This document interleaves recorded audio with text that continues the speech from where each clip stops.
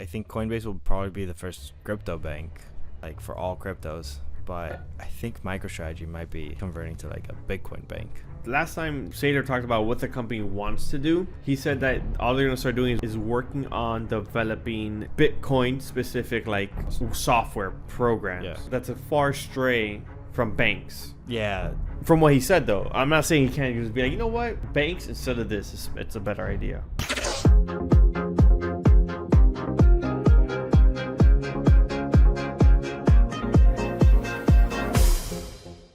Welcome back, everybody, to another week of your favorite crypto podcast, Sometimes Crypto, the unscripted crypto podcast.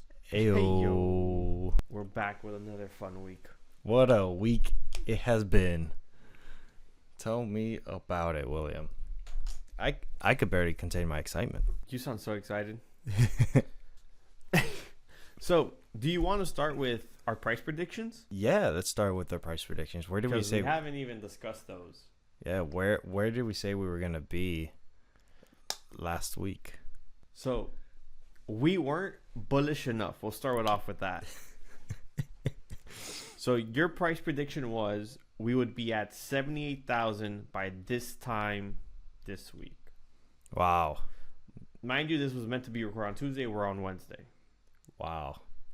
Still would have been a bit of a difference though. Yeah, I believe when we were recording, it was before the first initial pump. It was. It really was. Or maybe we're just like in the 70,000 range. I'll tell you right now to be exact. Yeah. So last week we recorded on Tuesday. No. We were at around 73,000. We recorded on it was Wednesday. It was Wednesday. We were around 74 to 75,000. Yeah. So you gave us an extra 5K. I gave a much more bullish response. I said 82,900 would be around in that range by Tuesday. This time. Yeah. Tuesday. Wednesday now. So the current price currently is 90,311. Well, 90,300. Our current new all-time high is $93,340.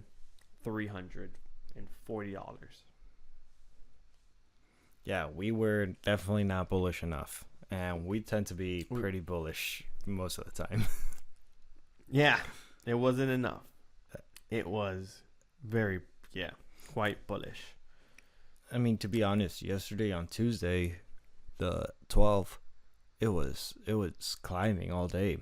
Every hour, I'd get a new note. Every couple of hours, I'd get a new notification saying, Bitcoin just reached 82,000. Bitcoin just reached 83,000, 84,000. I was like, okay. So, I'm not gonna ruin it, but that wasn't yesterday. That was Monday. That was Monday. Monday was when we had that day that we climbed the most amount, the most amount of percentage in one day. Okay. I think that's worded correctly. So on Monday, we climbed up about 12% from open to close. Wow. Mind you, it has been a very bullish Wednesday. Its price has been going up when the CPI report came out. Well, once the CPI report was released. What was the CPI report, since you know this information and I don't? Yeah, so inflation for the first time since March.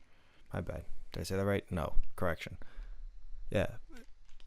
Inflation has gone up from 2.4% to 2.6% in October. Correct. Which was the expected outcome, by the way. Yeah, that's what I said was going to happen when they cut the interest rates a while ago. What was it? 2-3 months ago? You said that not last episode, but maybe the episode before that as well. Yeah, I was like, I was hoping they wouldn't cut the 0.25%, but they did cut it. Facts. Yeah, hold on. Oh, by the way, on that same Bitcoin news? Yeah, let me look at my notes. I just want to make sure because I said March, but yeah, I was right. Yeah, inflation is up for the first time since March because it was going down. Yeah. for a couple, downturn on months. inflation. Yeah. On that same note, Bitcoin has also reached a new all-time high in dominance.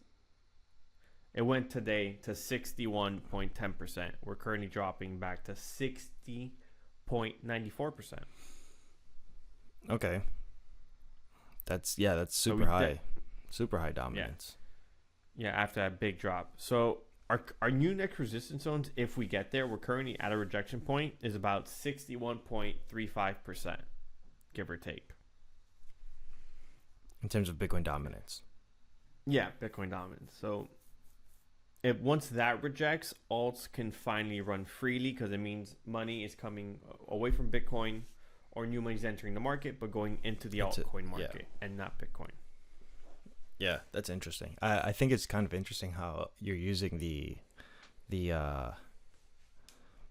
dominance chart as an indicator of resistance and support also, because that's something that's just like, that concept to me is pretty like novel. That's new to me.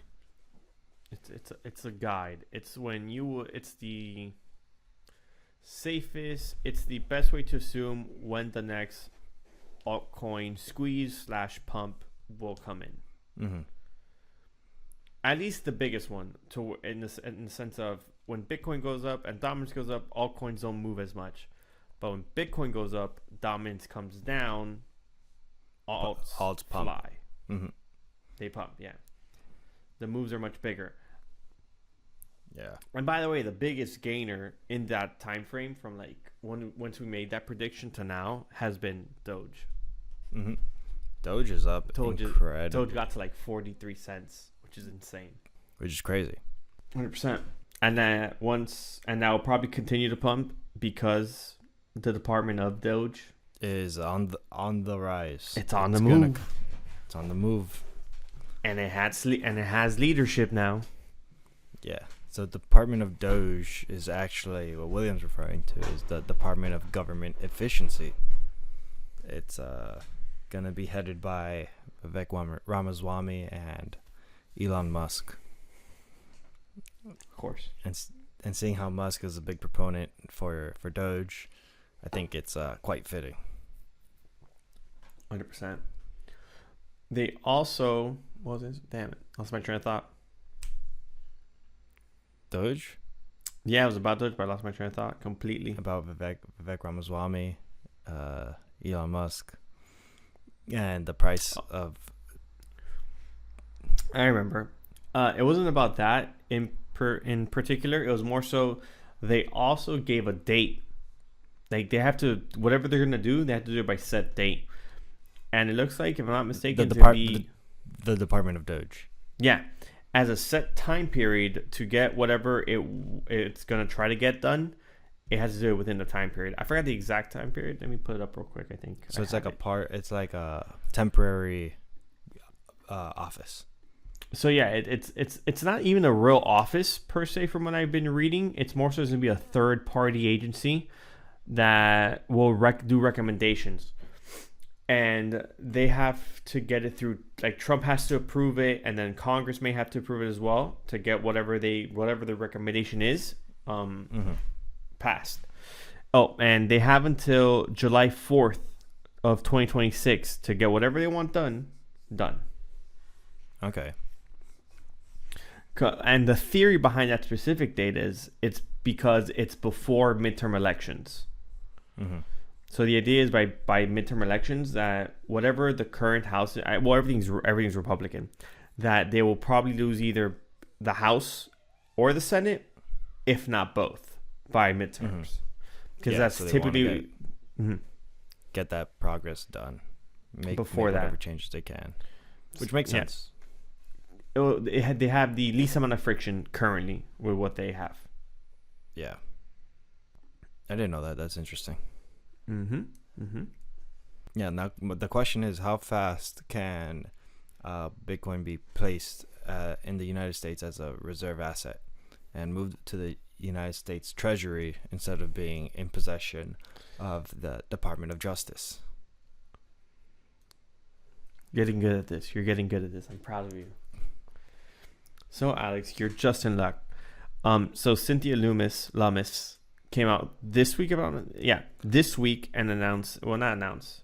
She pretty much said that she will be able to pass a strategic Bitcoin reserve within the first 100 days of Trump's presidency. And in a separate tweet that she would have that exact bill ready for him to like go over on day one, pretty much. Wow. Damn. So Cynthia she's for very the win. bullish on it. Cynthia for the win. That's crazy. 100 days from inauguration. Yep, she can Make that happen. get it passed. That's ridiculous. That's actually pretty fast. I'm not gonna lie. Quite. Now the And- only thing, Like the fact that this is potentially done within the 100 days means that there's gonna be so much more support for this bull run if that gets done. well, it's a little tricky, right? Because that specific buying that would occur would directly affect Bitcoin and not the alts. Correct. And the thing is, Bitcoin's price will 100% pump. Its dominance will as well, since the government will have no ability, of course, because they're not going to do this, but they're not going to move their assets out of Bitcoin to other assets. They're not going to Versus retail and everyone else who sees Bitcoin pumping will take profits on Bitcoin and, do the money flow effect. That typically happens in crypto. Large cap, Ethereum, large cap, mid caps, small caps, and then memes. Correct. Yeah, it will definitely disrupt that flow a little bit. Which the ETFs already do to a degree. Factual. Very factual. It's just kind of crazy. Because once the United States government holds it out as a reserve currency, seeing how El Salvador and Argentina are already doing that, that's 3 countries. Is Argentina doing that? Well, I don't know if they're holding it as a reserve currency, but they have legalized it as legal tender. Yeah, so like if El Salvador, which was one of the worst countries in the world, and America, which is one of the best countries in the world, financially speaking, starts doing it, like that means there's space for everyone in between to get in on this. Yeah. Guess it really puts Germany in a bad spot for selling all of theirs, huh? Absolutely. You have no idea. Germany could have been up like 56% or so on what they had previously sold. Yeah, 56%. More or less. Obviously, price changes. But I saw a price that they would have been up like $1 billion, right? Something like that. That's something I saw. Yeah, like $1.6 billion is what they would have had, because they had a stupid number. Yeah, they had sold 50,000 Bitcoin 4 months ago. I don't know. I don't remember. I don't remember if we said that was a bad idea, but I'm pretty sure we did. Yeah, I'm pretty sure. I'm pretty sure we said that was a bad idea. Yeah, we're like right before the pump. Do you know what else has been bought at that rate, that same amount? What? The ETFs. What do you mean bought? What else has purchased that same amount of Bitcoin? That's a better way of wording it. Okay, the ETFs have bought 50,000 Bitcoin. Pretty much. Wow. So the ETFs since since the 6th has purchased. On the 6th, it purchased 9.9 thousand Bitcoin. The very next day, they purchased 18,000 Bitcoin. The day after that, they bought 3.8 thousand. The day after that, there was barely any inflows, and then the following day there was 13,000 Bitcoin bought. This is recent. Yeah, last 2 weeks pretty much, a little less. Wow. They bought close to, if not 50, close to 50. I didn't even add it. I'm just guessing by the numbers I said. Yeah, you're like more or less. Yeah, and they've only had like 2 days in between that were outflows. Mm-hmm. Yeah. I mean, you're right. The ETFs have gained almost like $2 billion. Yeah. In inflow. And the ETF have also surpassed gold in market cap. I mean, not gold. Apologies, silver. Okay. I was like, yeah, what? Gold is a different number. Yeah, I was like, that's gold's that's much higher. Gold's the biggest asset in the world. Yeah, gold is bought 4. They surpassed silver. Really? Mm-hmm. Well, did you know that Bitcoin like kind of briefly flipped Saudi Aramco's market cap? I did see that. Yeah. But that's to not go against you, but I was watching a podcast crypto show, and they were saying that it's more impressive that it surpasses metals than companies, because companies are not the same as what a metal that market is. Yeah, because metals are commodities while companies are securities. I totally understand that. But you see, the and there's outside driving factors. Of course. But like with Saudi Aramco specifically, that one is commodity tangent. Yeah, because it's oil. Because it's the biggest oil company in the world. Yeah. No, I'm not disagreeing with that. Granted, still a security. Yeah, you're right. I not to take away, but like it is no 100%. It's a crazy number. Mm-hmm. It's up there. It's almost in the top 5 assets in the world, William. This year. I'm not arguing with you. Also, the Eth ETF is coming back alive. I'm only down 8% now versus 30. He says only down 8%. I mean, man, it's been a wild ride. So the ETH ETF is not performing the same way, in my opinion. It's not doing too hot. Like, it's still getting volume like coming in, but it's not competitive to Bitcoin ETF at all.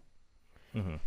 So on the 11th of November, they got 295 million in. Like, that's it. Yeah, that's all they got in inflows. Almost $300 million. Wow. The day before, the last one registered here, which was before that, which was the 8th, they got 85. Before that, 80. Like, it's not heavy inflows. Damn. The ETFs might be just pushing Bitcoin along a lot because it came out first to market. I remember you telling me that financial advisors tend to spend like a few months analyzing the product before they start marketing it out to their customers. And seeing how Bitcoin already had like that few month advantage to ETH. I feel like they're still selling like Bitcoin ETFs significantly. Obviously, that's where all the trend is right now. So I feel like at some point they're going to start pushing ETH once they see sales for Bitcoin slows down and ETH is still like untapped. Yeah, I'm not disagreeing. I just don't. Yeah, that's just loose like analysis.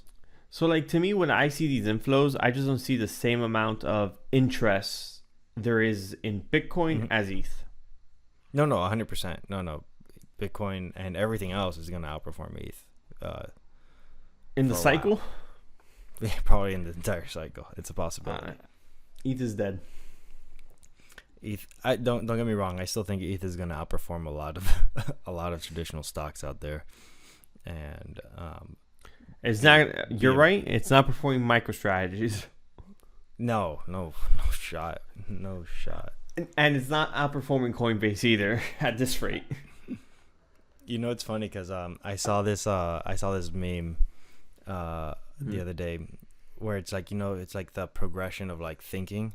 It's like kind of like, oh yeah, smart. If you're buying the company that's mining Bitcoin, and then it's like, oh, a little like slightly smarter. You're like, oh, you're buying the company selling the Bitcoin, which is Coinbase. Yeah. And then the last one was like big brain, like answer to the universe, buy the company buying Bitcoin. Yeah. Which is kind of funny. You would assume the company that's mining it would be the better performer. Mm-hmm.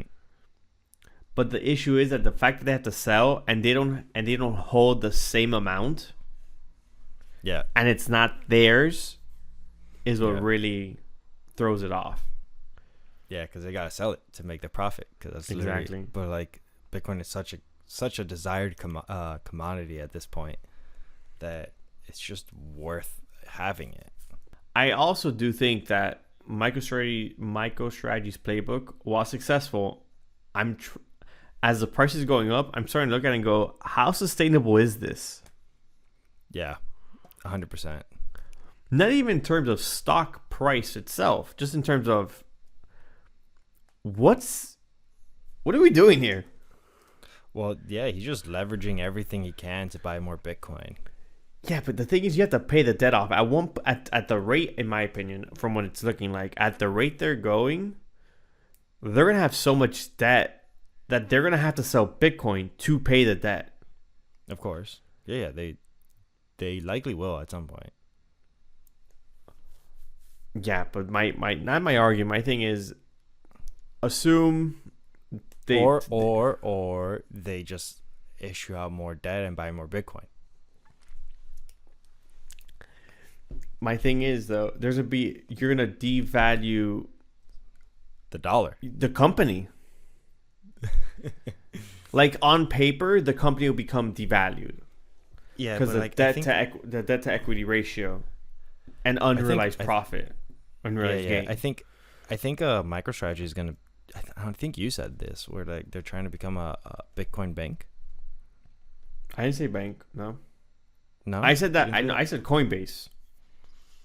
Oh, I gave you that theory. I said I think Coinbase would become the first like Bitcoin bank or crypto bank. yeah. I think Coinbase will probably be the first crypto bank, like for all cryptos. But I think MicroStrategy might be converting to like a Bitcoin bank. The thing is, How banks used to be, by the way. Not to interrupt too much, but last time Saylor talked about what the company wants to do, he said that all they're going to start doing is working on developing Bitcoin specific like Protocols, software programs. Yeah. That's a far stray from banks. Yeah, 100%, big difference. From what he said, though, I'm not saying he can't just be like, you know what, banks instead of this, it's a better idea. Yeah, I mean, like if they're just amassing so much, but then they would have to rewrite what they are in the stock market, like reclassify. maybe. I assume. Yeah, of course. Like they'll have to amend quite a bit of things. The company's doing great. I'm pretty sure they could afford the lawyers if they deem it a worthy business venture. But the company itself isn't doing great. The Bitcoin's doing great. You're right. You're right. We made that mistake already. Yeah, I mean it bounced back quick. I took profits on my MicroStrategies for sure. Nice. To be fair, I do. Be clear, we do own Bitcoin. I own MicroStrategies. I as well own Coinbase. Mm-hmm. I don't. Disclosures. Correct.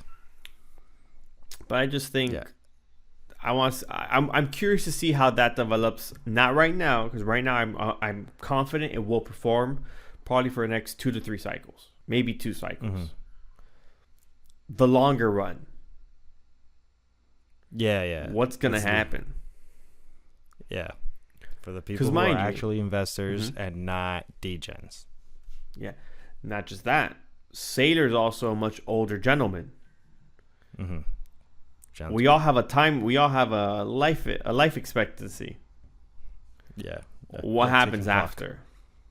We all have a ticking clock. What happens when he's no longer? When he's no longer here. He's spry. He's agile. Well, I don't mean he's dying young. I mean, even if he lives to 100, what's gonna happen after that? Like, how are you gonna keep that culture in the company to keep on breathing new life, to buying more Bitcoin or developing more protocols or whatever they want to do? Yeah, because I don't think he has any kids that could take over the company. I don't think he has kids. No. Yeah, he doesn't have kids. So I'm curious to see what plays out there, because we will be able to see it play out in the future while he's not here. Yeah, duh. And be like, he never would have wanted that. Yeah. This is against sailors' wishes. Yeah. Oh, on that, as we move from topic, before we wrap this, the MicroStrategies, I brought this up because they did buy more Bitcoin.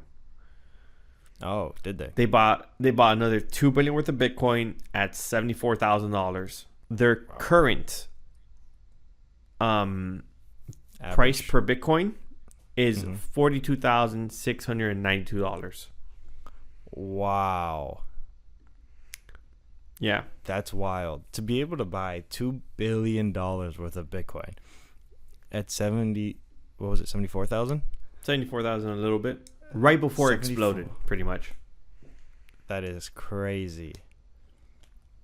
And to have that average price be so low, that means they really stocked up on some cheap Bitcoin. Yeah, they did.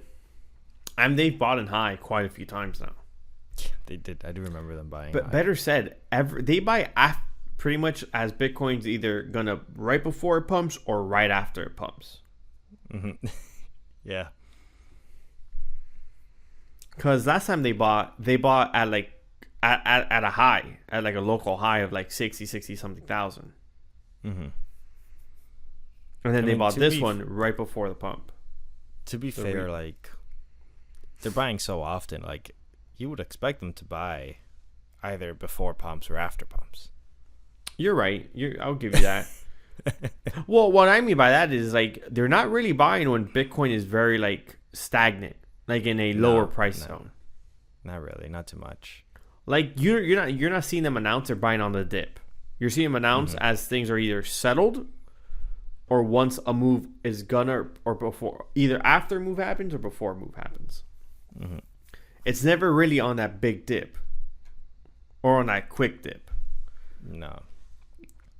They seem they're pre-planned. They're pre-planned. Yeah, what happens with sailors is he just thinks that Bitcoin's always gonna go up compared to the dollar, long-term plan. So he's at least he said he's the risk of not getting the Bitcoin is just too high, because it's always gonna go up. So you just don't know when it's gonna go up or when it's gonna go down. So just grab what you can while you can. He lives in a very scarce mentality, which for Bitcoin is appropriate. The question is, well, not the question. The statement is, you're not bullish enough. I mean, fair enough.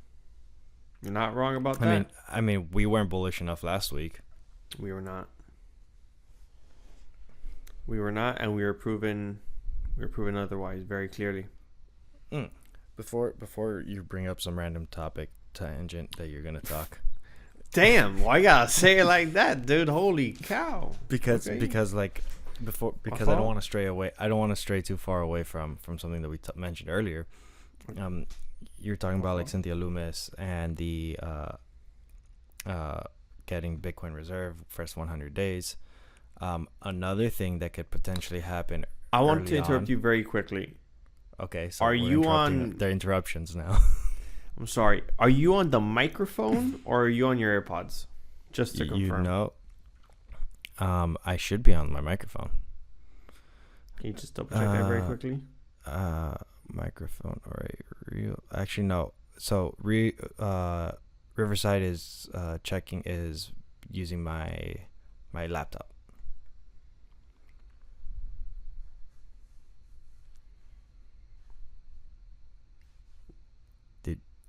Is that how you switch? Process that. I thought you were switching it. It doesn't let me switch. No, I can't. Okay.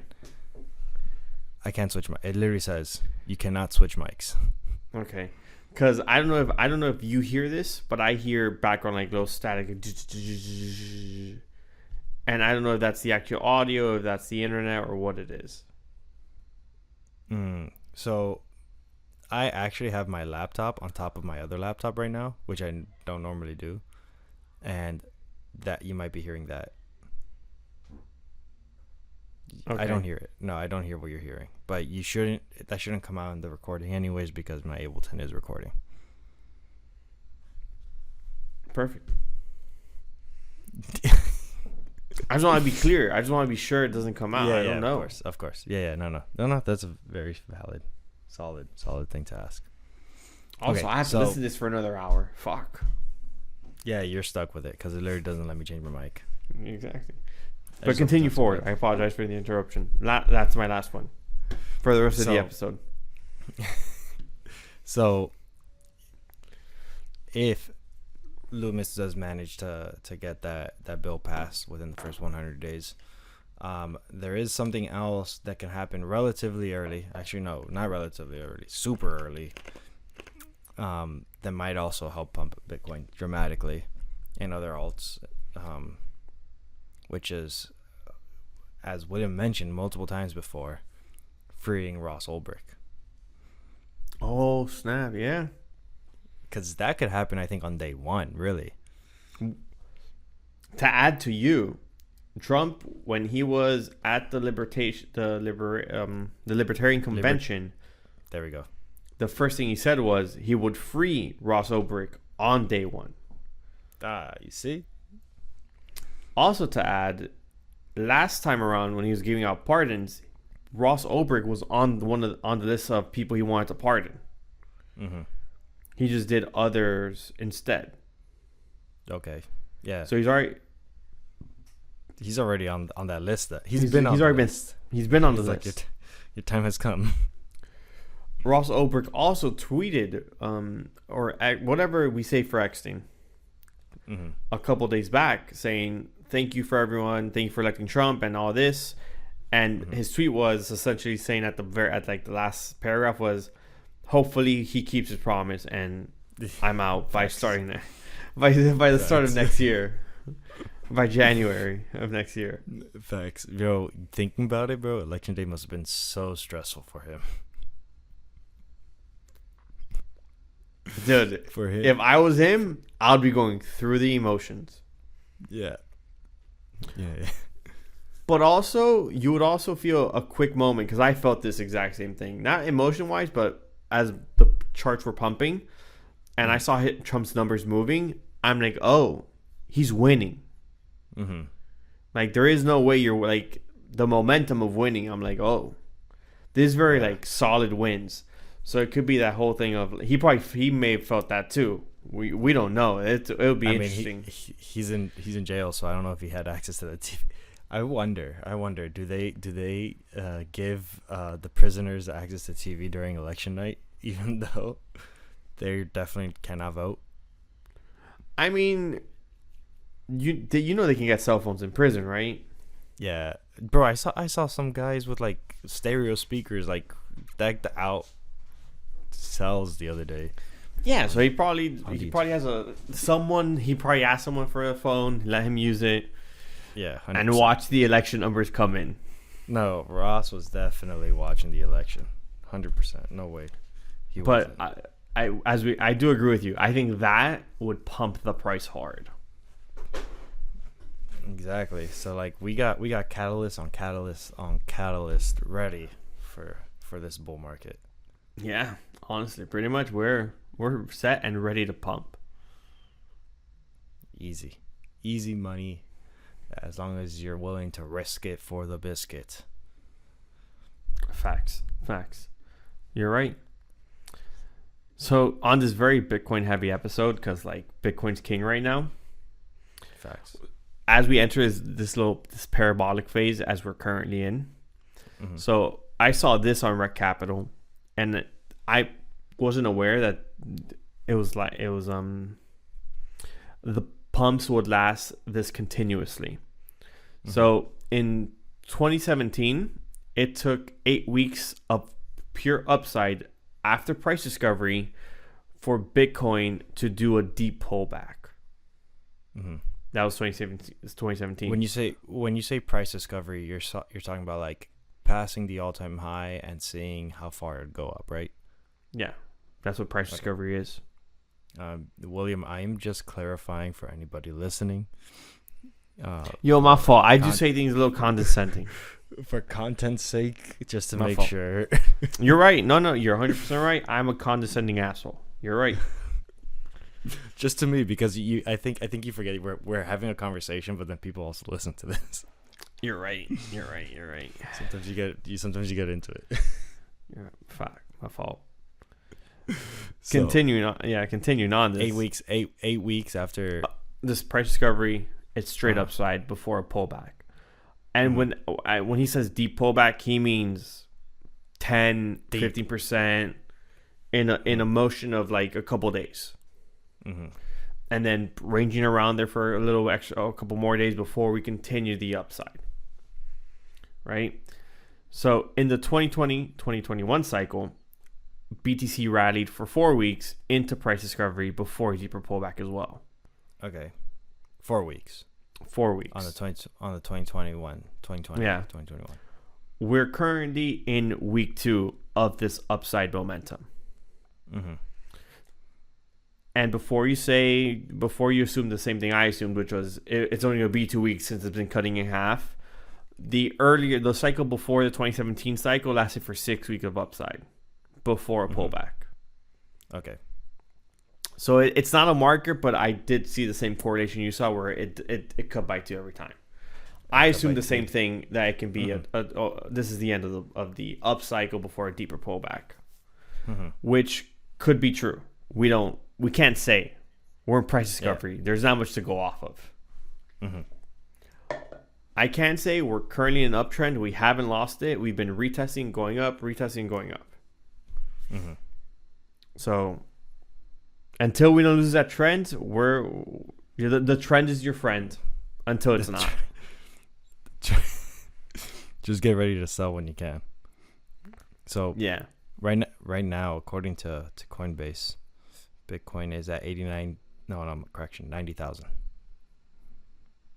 Yeah, pretty much. It dropped down to 88,000. Yep. That's where we're at. Okay, so we should see more rise, maybe,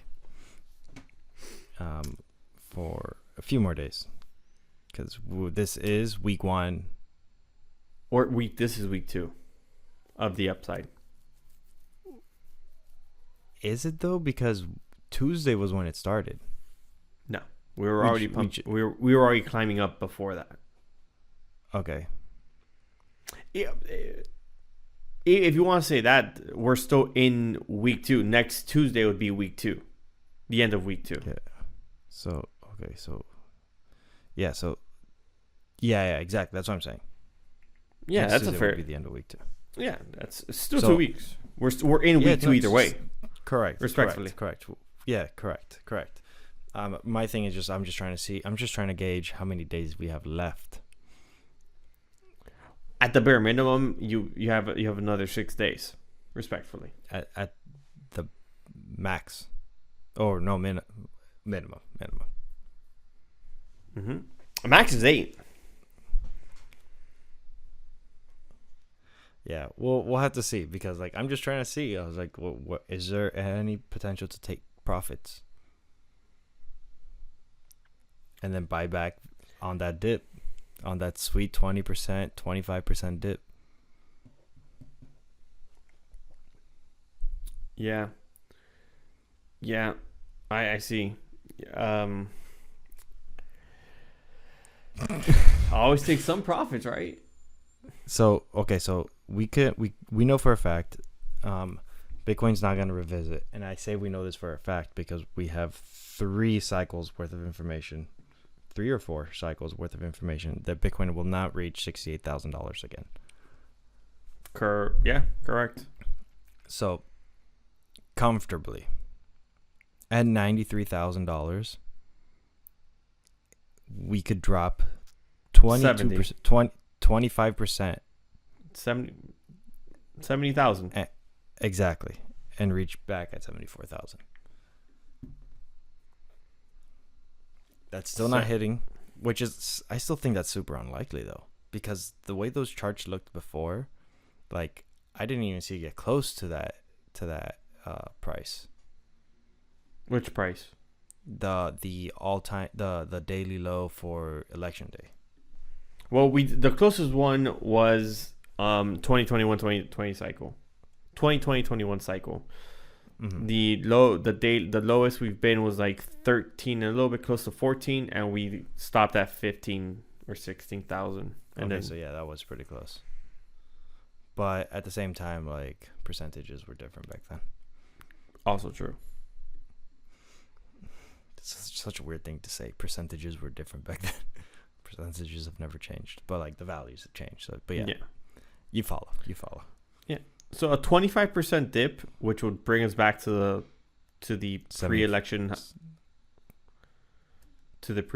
lows, is about 67,000. But that's from current price. That's from current price, correct? Yeah, no, I was talking about like all time high. The current, the Nobi 22. Mm. Which I also think it's very unlikely, not impossible, but unlikely. That it goes that low. Drop. We currently have a lot of liquidity built up at 75,000, 78,000 in that range. Mm-hmm. Like at least $1 billion worth of liquidity. When you say that liquidity, you're referring to that heat map that we referred to before, right? Yeah. Yeah. So like 75. That's more or less where I expected it to go down to. Yeah. And there's also a fairly large CME gap in that same range. CME? Yeah. I now have no idea. You do know it. Chicago. Oh, market exchange. Right? Mercantile, but yes. Mercantile. Now I know. Yes, I see. Oh, so I remember. Okay, now. Okay, yes. Because I do remember we were talking about the gap before. He got it. I forgot about that. Yeah. There's a gap down there that typically should get filled, because typically CME gaps do get filled. Mm-hmm. At one point or another. Not always, but you know. Mm-hmm. Okay. This one hasn't been filled, so the liquidity's down there, the gap's down there. So if we were to get that pullback from, let's say, 100,000 to there, it could line up. Yeah. Interesting. Who knows? So, so TP at 100. I mean, maybe. Yeah. He's like, you can do whatever you want, Alex. You can do whatever you want. TP if you need the money, or if you're going to do something else, or if you want to protect some capital and you want to reinvest later. Yeah, that's my goal. My goal is to buy more Bitcoin. Yeah, if you TP at 100, you're probably going to buy it back at 70, 80. 70, exactly. Hey, you got my game plan to a T. And then you just got to wait patiently for it. Oh my God, but then the stress would be through the roof. You're going to stress. And also, that lower price isn't guaranteed to go that low. Correct. We're not guaranteed to go to 70 or 80,000. No. We could just get 90. Yeah, factual. So we'll see. And at that point, I'd be like, damn, I risked it for 10,000 price different per Bitcoin. Yeah, pretty much. That's funny. But we just gonna have to wait and see. I hope we have another day like, what was it, Monday. Yeah. So right now we're at an uptrend. We're still making higher highs. We have slowed down, which is not a bad thing as long as we keep on tracking up slowly. Mm-hmm. Yeah. Slowing down is not a bad thing. We can easily see Bitcoin in this slow build and just Bitcoin dominance keep on going up for a little bit until mid-December or early December. So we were seeing Benjamin Cowan saying Saturday. is saying early January, where Bitcoin dominance will fully start to drop it off a cliff. Mm-hmm. Off a cliff. Yeah, we need Bitcoin's dominance to fall off a cliff, so alt's gonna fly. Yes, sir. Yes, sir. Absolutely true. Damn, did I delete my chart? Did you delete the chart? I did delete one of the things I wanted. Really? Yeah, but I know where it's at. So, you were mentioning something to me about someone getting raided, and I thought that kind of tied into the whole election thing with Ross Ulbricht watching the election, trying to see if he was watching it. And then you mentioned something. It's like, oh, you felt like there was a certain amount of like confidence that like the market saw that there was confidence in Trump's victory, like that Trump was going to win. Yeah. So the CEO of PolyMarket, his house was raided early. Well, today for me. Oh no, well for me it's Thursday, early Wednesday morning. Mm-hmm. And it was really only raided because I'll read the headline: FBI seizes PolyMarket CEO's phone electronics after betting platform predicts Trump's win. Sources. So they're just raiding him because the market or his platform was able to predict Trump winning at such a high confidence level. That's what it seems like. Mm-hmm. That's ridiculous. That's crazy. Which I think I'm going to say it. You say it. You're going to be put on a list for saying it, but say it. Whoever thinks Kamala was going to win that easily, where were you? That's not what I thought you were going to say, but I agree. I agree. I was thinking about that this morning. Literally. I was like everything that I saw was just like pointing towards Trump winning, and I was like, but like yet I still had this like, nah man, like people are confident that Kamala's gonna win, and I'm like, but why, how, like it I don't know. And the funny and the funnier part was Biden's outcome would have just been a bigger landslide than what this was. That's what I heard. I heard that was a possibility. Which is, yeah.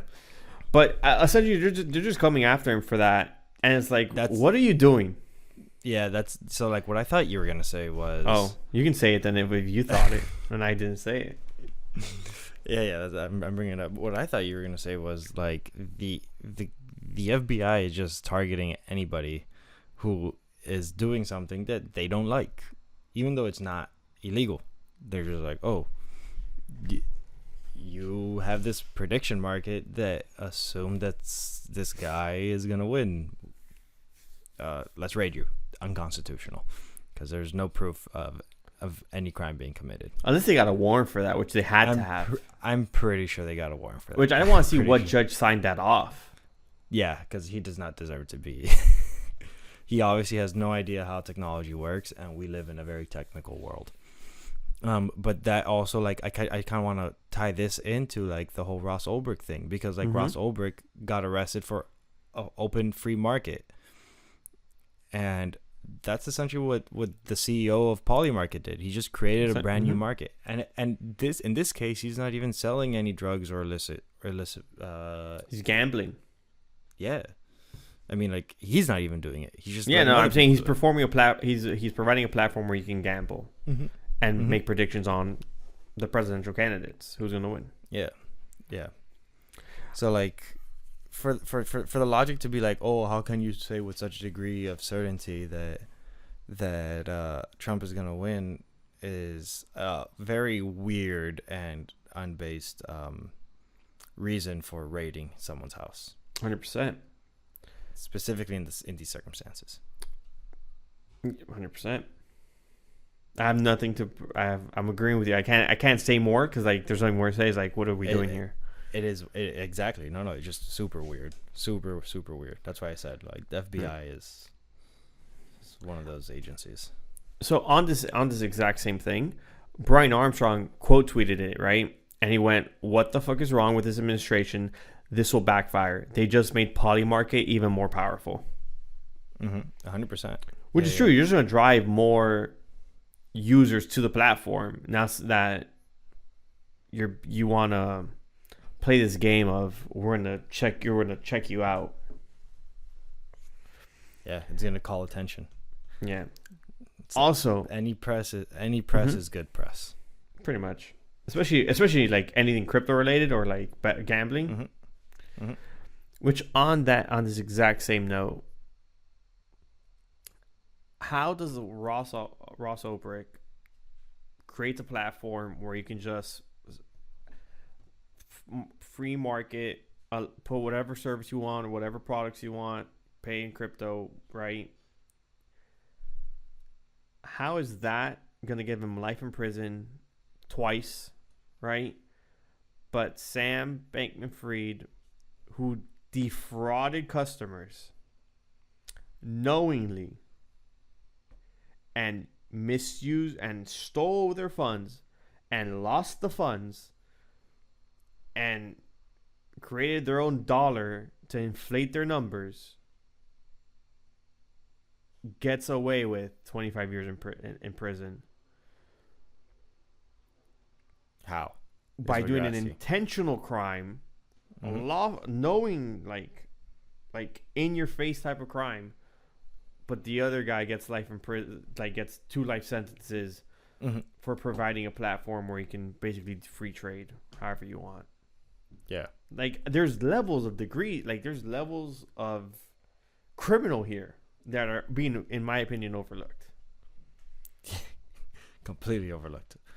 William, the thing is, what you forgot is that Sam Bankman-Fried paid millions of dollars to politicians, both left and right politicians. I did say that. I did say that.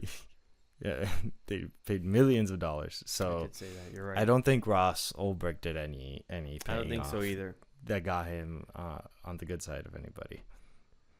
You're right. You're right. And I guess we all know what we need to do. Just pay your politicians. Just pay your politicians. Just bribe and the money. And they can get you off with almost anything. Yeah. I mean, yeah, this is going to become an anarchist podcast.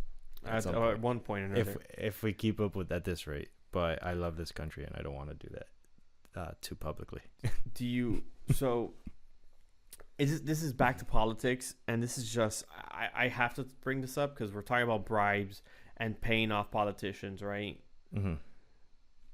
And he donated, I think it was like $20-30 million, respectfully, to politicians, mainly Democrats, not so many Republicans. That's irrelevant. Yeah.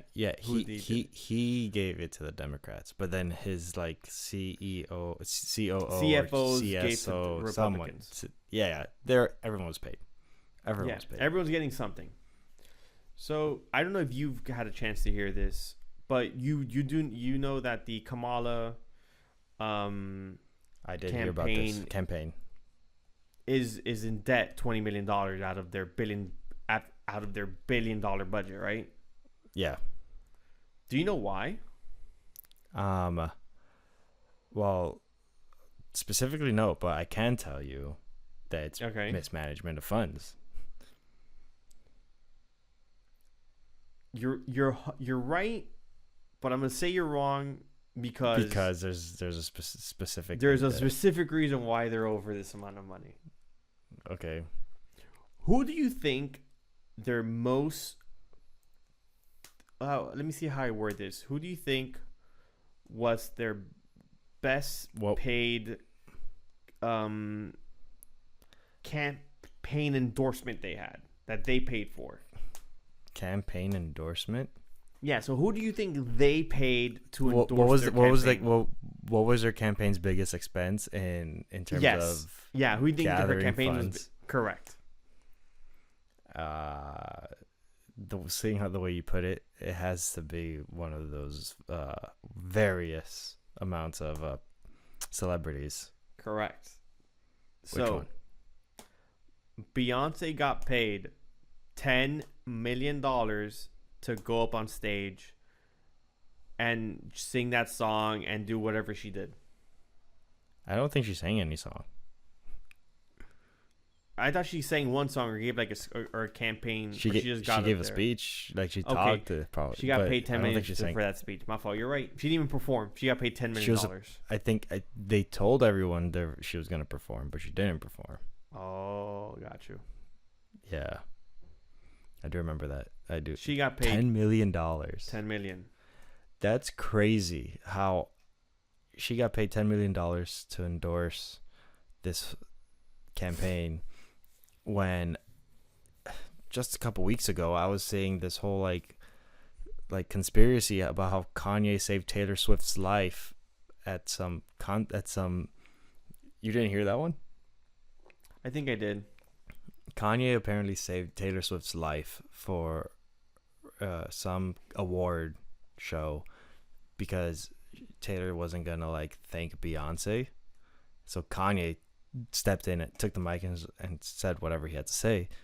Oh, that's a conspiracy. I didn't know that. Conspiracy corner. But like, that's crazy how people were eating that up, and yet this is the person that got paid $10 million for this speech. Wild. Well, she got paid 10. Some other performers got paid another couple million. The call her daddy. I think her name's Alex Cooper. So the set they were in when they recorded was not the call her daddy set. The Kamala campaign built that $100,000 set. What? To have that interview in. That's wild. And Kamala also paid other podcasters so that she can be on the show. Yeah. The Trump campaign never paid anyone to have them on. And when he did the Flagrant episode, they paid to decorate and do the set wherever it was going to be done. Flagrant did. Yeah, so Kamala got raised $1 billion, is over by 20. The Trump campaign raised like 380 and they're under by 30. Mm-hmm. That's crazy. Absurd. Like, you have double the budget almost. You overspend and you still lose. Yeah. That's literally wild work. I don't know. I don't know what to say to that. It was bad. But on that same exact note, Robinhood did something great today. Oh, wait, on that same note, Gary Gensler caused this. Do you remember earlier this year when Robinhood, when it wasn't Robinhood, it was Robinhood. When Robinhood was hit with a Wells notice for selling unregistered securities. Mm-hmm. And so was Coinbase. Mm-hmm. On the list of tokens was Solana, ADA, a whole bunch of different tokens were listed. Yes. Right? Robinhood was forced to stop providing services for those tokens, and they basically forced everyone to sell at whatever prices they were at the time. Mm-hmm. The biggest noisemaker there is Solana. People were forced to sell about $15 a share. So today, before their lawsuits are settled, before anything, Robinhood decided to relist ADA, Pepe, XRP, and Solana back on the exchange. That's crazy work. So everyone who was forced to sell at 15 they wouldn't buy back at 200, but the now current price is $200 per soul. Wild. And I'm not even mad at Robinhood for that, because like they just had to do what they had to do legally. Correct. Like that was a legal thing. I still don't forgive them for the whole GameStop thing. Yeah. But that's just my opinion. The thing is, on that same note, Gary Gensler must be shaking in his boots because he knows he's going to be replaced. Yeah, I think I saw a picture of his LinkedIn where he says, looking for work. It was a meme. It wasn't his actual LinkedIn, but it was funny. So since there's so much speculation and so many companies that are relisting unregistered securities are so confident in the next outcome in the next couple of months, so they're saying that the new SEC chair maybe Mark Uyeda has the strongest chances, which is one of the more pro crypto members Individuals of the members? SEC. Yeah, of the SEC, where he goes against when Gensler is saying what's the word? Regulation by enforcement. Mm-hmm. He's one of the louder voices saying that's not the proper way of doing it. We shouldn't be doing like this. We shouldn't enforce and then regulate. We should first regulate and then enforce. And then enforce. Yeah. They're saying he has good chances for potential chair. Yeah, that's called due process. Correct. Like this whole Gary Gensler should probably be arrested now that I think about it. Yeah, I mean, maybe. I just thought that. I don't know. I'm not trying to slander nobody. So I'm not gonna say he should be arrested because I don't know what the grounds would be for that. No, I mean, yeah, because he's literally in a position of power, office of some sort. Like, I don't know what his. I just don't like the guy. I'm sorry.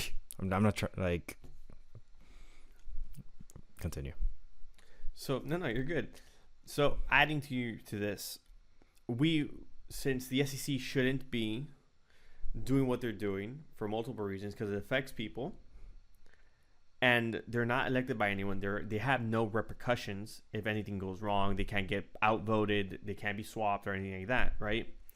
So Vivek came out recently and said that we are going to start getting rid of, not get rid of, but more so implement or put into effect, not the laws, but the ability to stop agencies from putting these regulations in without passing them through Congress. Mm-hmm. Right? So they're basically saying that because there was a recent court case that was due with the EPA, that they basically said you cannot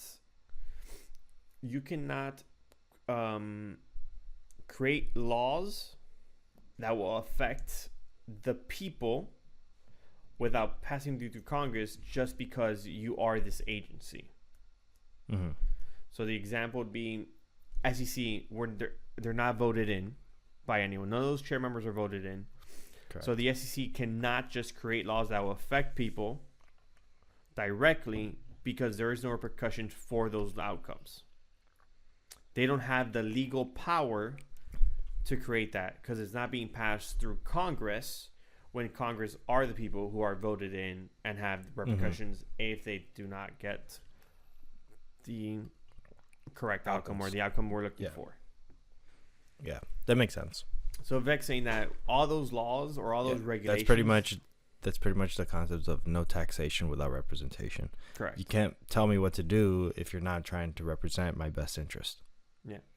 So Vivek's saying that the moment we get in office, we're going to stop all these regulations, laws, mainly regulations, that are put in place without going through Congress because they're not constitutional, essentially. Mm-hmm.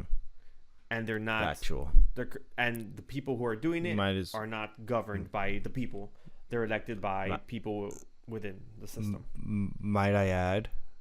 Go for it. Also, throwing the IRS into that group also. Just throw them into that bunch. Yeah. Because the IRS be doing some crazy stuff. I don't know how much of that is constitutional or not, but... You want to... I'm going to add to your point. You know some fuck shit the IRS did? Arm their agents? Apart from that, because that was stupid. Apart from that. So not apparently, they did this. Every year, since we've been having crypto and they were taxing crypto as regular capital gains, it was a universal tax. Meaning they added up the sum total of what the cost basis was, and whatever you sold it at, or whenever it was sold, that's the price. They use the total price, the universal price, to come out with the percentage gain. Right? So I mean, if you kept on DCAing and once you sold, that percentage was higher, you were only taxed from that total number to the current gain. Mm-hmm. Right? Makes sense, seems fair. The new regulation, or the new way they're going to tax it, is FIFO. First in, first out? First in, first out. Shit. That's not good. That's terrible. Because if I bought in 2010, for an example, and my Bitcoin cost me $1,000, mm-hmm. They're going to tax me on the new gain, no matter the indifferent of if I bought again at 60. Mm-hmm. They're going to tax me on the first in, first out. Them bitches. Do you want to know the shittier part of this? Even though these prior tax returns who had crypto taxes and did whatever in the universal method, they can have tax penalties because of the change. So they would have to, the IRS can in theory go and audit and retroactively give tax penalties for misfiling those prior filings, even though they're the ones who set the rules prior to the change. That is fuck shit right there. Like, come on, tell me that's not unconstitutional. Tell me that doesn't fit the same exact bill that Vivek was talking about, the SEC. That's literally the same exact thing. I do, yeah, I'm with you. Like, it's that's literally verbatim. That's a playbook. That's the same playbook. I'm with you. I'm not to defend them. My only thing is, I don't know if they are doing this exact same method with stocks. I didn't look into it, so I don't know. Exactly. Like first, I see. Yeah. Or they tax universal. And if I doubt it though, because if the crypto holders are getting penalties for any previous, like, how much would they have to go back for every single person? And there's a lot of people who own stocks, like every single person in all the years that they've filed incorrectly. I doubt that.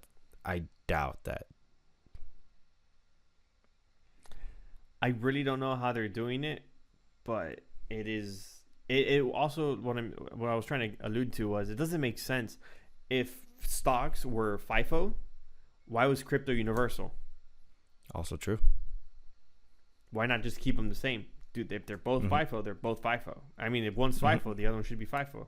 If we're treating them both as securities, what's the difference here? That's wild work, William. That's literally insane stuff. Okay, so it looks like I'm on Fidelity. It says the IRS identifies two methods of calculating cost basis. Average cost method. This method takes the the total cost of the shares and divides it whatever, the regular way. And the actual method, as the name suggests, your cost basis is the purchase price of each share. In order to use the method, you'll need to know the actual price of each share. That can be tricky, especially if you purchase shares at different prices and are not exactly sure which shares were sold when. So from what I see here, it looks like they use the FIFO method. Stocks. Yeah, it says here, by default, Fidelity uses first in, first out when selling your shares. This means that shares were bought first are sold first. For example, let's say you own 200 shares. The first 100 were purchased at 10, the next at 50, the next 50 at 15, and the final 50 at 20 per share. You sell 125 shares. The first 100 shares come out at the original price, and then the 25 are sold at the next amount.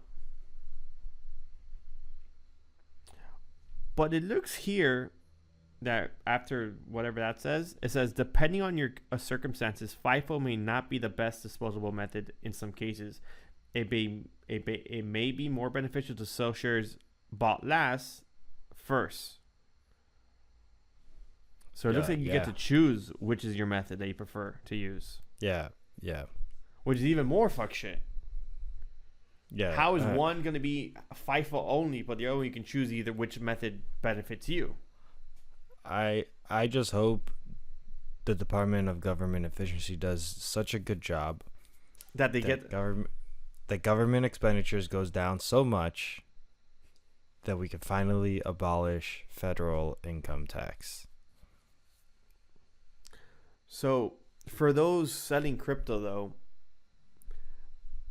by the time that department is enacted and that anything can get passed, you're gonna tax season starts. Yeah. So and everything has to begin by April for the most part. Mm-hmm. No, it has to be. Yeah, you have to pretty much file your paperwork by April. By 12th, April, I think it is. So it's like, what the motherfuckers are we gonna do here? Where I was talking to the IRS the other day, and you know They're scumbags. Yeah. Straight I'm not even scumbags. gonna get into it. But yeah, so I hope he gets replaced. I hope they can deal with the IRS and stop being a bunch of scumbags. Because it's like, why do you want me to report taxes? You're making me not want to report taxes. Mm-hmm.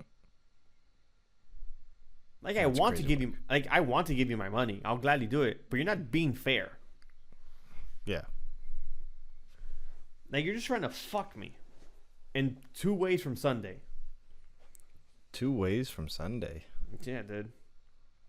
Interesting. Well, the last thing I want to talk about real quick was my camera might die. Oh, want to wrap it up then? Why. Yes, sir. Please. I don't know why that's happening. No worries. Well, I was gonna say real quick, we are at the same point in this cycle as we've been in previous cycles. We're just getting started. Hell yeah. You already know it. With that, this has been quite a long episode.